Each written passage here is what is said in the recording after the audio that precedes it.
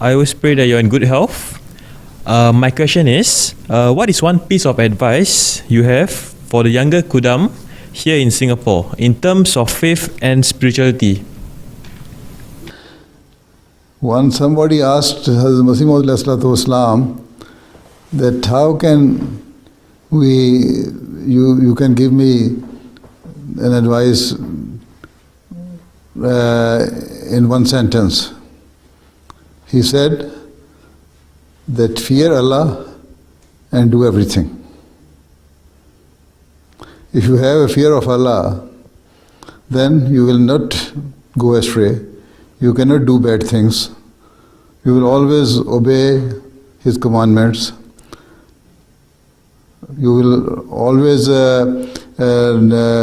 discharge your rights towards Allah Ta'ala and the rights you owe to your human being, to your fellow beings. So, if you have a fear of Allah, then you can do all the good deeds.